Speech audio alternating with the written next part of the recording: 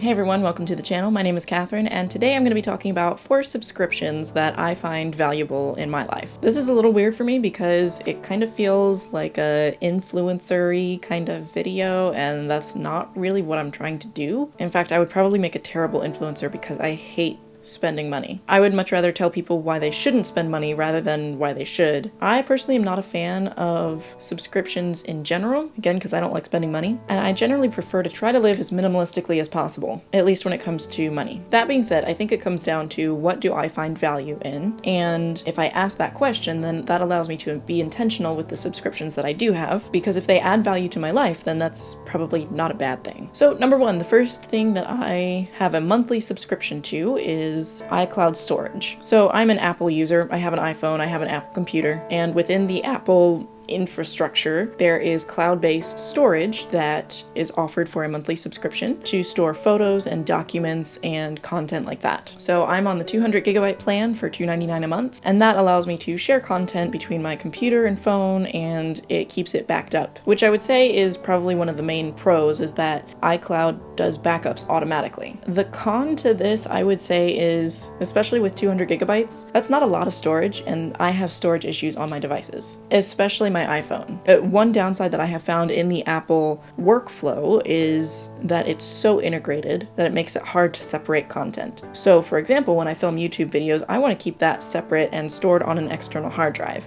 But if I upload it to Final Cut Pro, or if I take a video on my phone and put it on my computer, it automatically goes into the Photos app. It automatically is saved locally to the Final Cut Pro app, and it's really hard to separate that out and pull that out, and so I have a lot of storage issues because everything is stored locally on my devices. So I'm not the most expert person when it comes to storage and organization and stuff like that, and it's something I'm still kind of struggling with, but I am trying to keep things on an external hard drive as much as possible so I don't run into that issue. My second subscription that I find value in is Netflix. And by the way, I'm not being paid or sponsored to say any of this. This is just stuff that I utilize in my life and figured I'd share it. So Netflix, I don't have my own subscription. I actually split it with someone and I pay them a portion of the fee. So for me, it amounts to less than $4 a month, which is really nice. So Netflix is the movie/TV show streaming service, and the benefit to that is I got lots of access to things to watch. And so if I ever want to have a movie night, it's really convenient. The con to that is I'm not always interested in the selection that it has. And so in some ways, this kind of feels like a lazy subscription. Like, I'm glad I have it, but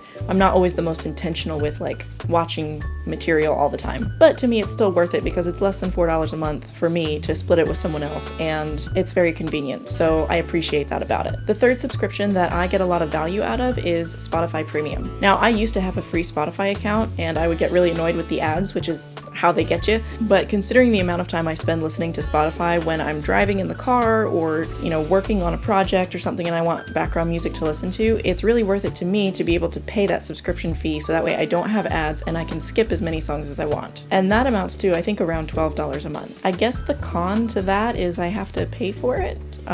But to me, that's something that's worth it in my current season of life because I feel like I get a lot of value out of it. The fourth subscription that I get a lot of value out of is a subscription to Epidemic Sound. I absolutely love Epidemic Sound. This is a database of royalty-free music that can be used in social media posts. So the music that's playing in the background to this video is from Epidemic Sound, and if you listen to some of my other videos, you'll hear background music, and I usually put in the description of the video what the song is and credit the artist. For me, this has really improved the quality of my social media content, especially my YouTube videos, because before I used to try to compose my own music, and I could do a little bit of that, but it was hard to keep up with, especially for the frequency that I'm uploading YouTube videos every week. It was just a lot to have to compose new music every week. And the music on this platform is a lot better engineered than anything I could produce, so I get a lot of access to a variety of genres, a variety of